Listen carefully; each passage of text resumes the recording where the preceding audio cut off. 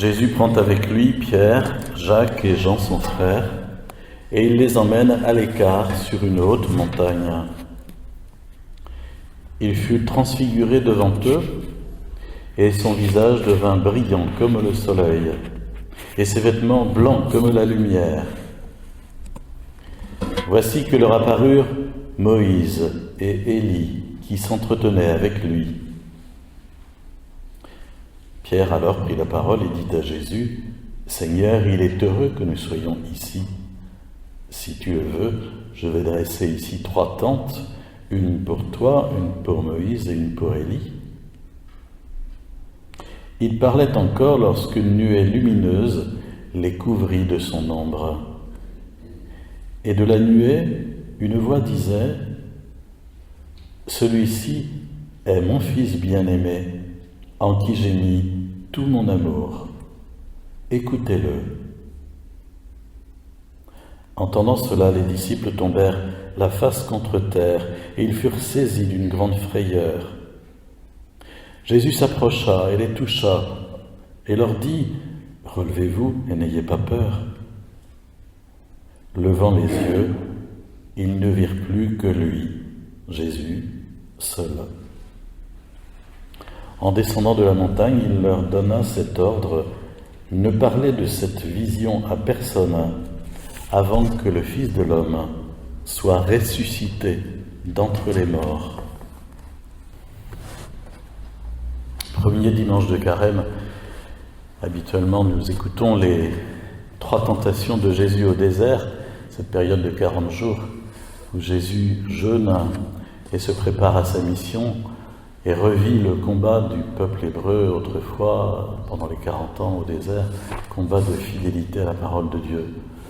Deuxième dimanche de Carême, aujourd'hui, l'épisode de la Transfiguration, et c'est toujours aussi ce passage de l'Évangile que nous écoutons au deuxième dimanche de Carême tous les ans. Et on nous dit ici que le chemin que Jésus a pris à travers cette période de 40 jours de jeûne et de ce combat spirituel débouche sur la lumière, sur la résurrection.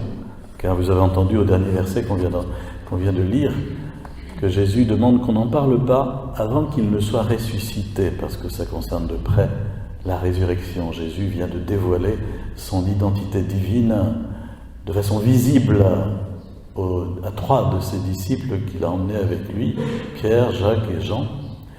Et il dit que cette vision qu'ils ont eue de sa transfiguration est quelque chose qui concerne, au-delà de la passion et de sa mort sur la croix, sa résurrection.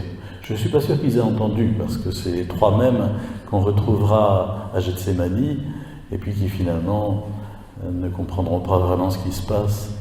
Et on voit à lire les récits de résurrection que personne vraiment n'avait compris et attendu que Jésus ressuscite. Marie sans doute, la Vierge Marie sans doute, mais c'est tout.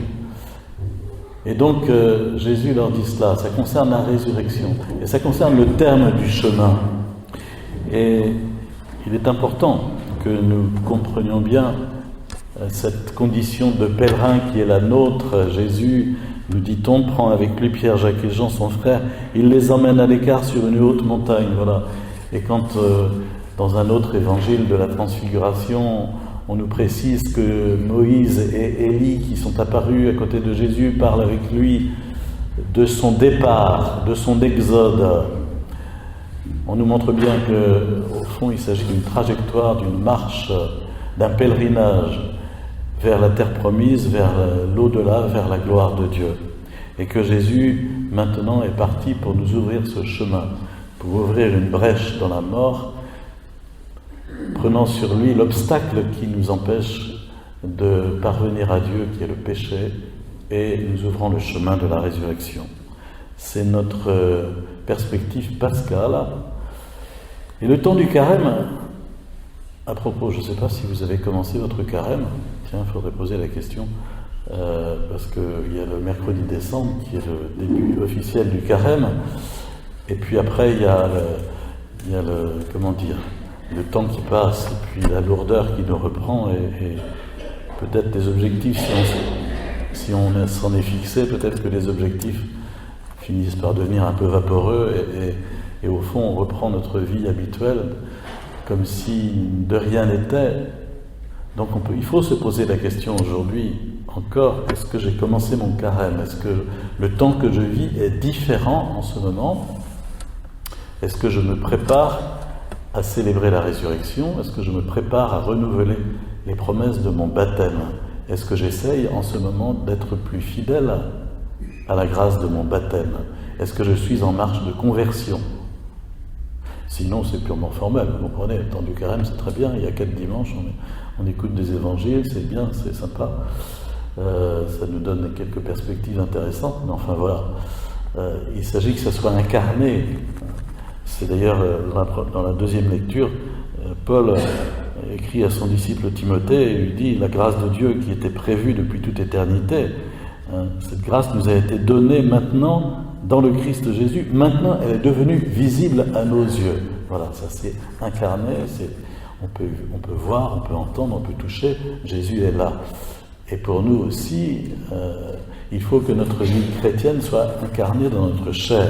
C'est la raison pour laquelle le temps du carême nous est proposé comme un temps aussi d'abstinence, de jeûne, d'ascèse, de conversion, d'ascèse par rapport au péché, de méditation de la parole de Dieu. C'est un temps catéchuménal puisque les adultes qui se préparent au baptême vivent leur dernière ligne droite avec des catéchèses particulières. Et demain, 18 mars, c'est la fête de Saint Cyril de Jérusalem qui fut au IVe siècle un prêtre et un évêque remarquable qui a mis au point le cheminement baptismal des catéchumènes et qui les prenait à part et qui les enseignait en leur expliquant les démarches qu'ils faisaient pour se préparer au baptême et les démarches même du sacrement du baptême.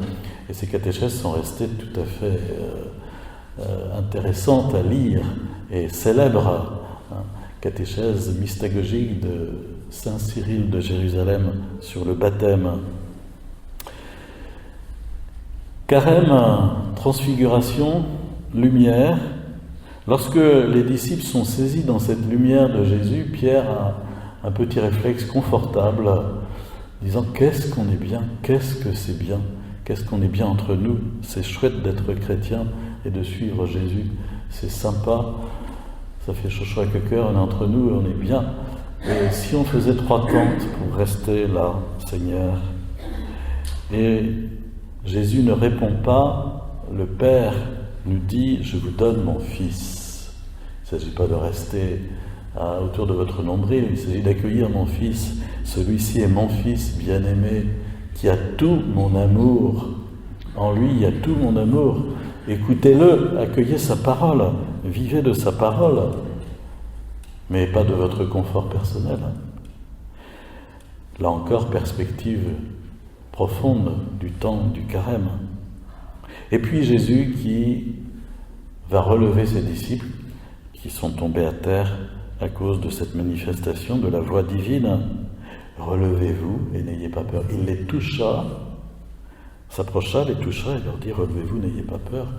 Et quelque part c'est presque Jésus ressuscité qui s'exprime ici. C'est presque le symbolisme de la résurrection. Jésus, tout l'amour du Père qui est en Jésus vient à nous pour nous relever, pour nous toucher et nous relever. Lorsque nous communierons tout à l'heure, disons à Jésus, viens me toucher profondément par ta présence et me relever de ma médiocrité et de mon péché, et viens me fortifier, me régénérer, me renouveler. Cela dépend de notre démarche de foi aussi. Cela dépend de notre démarche de foi.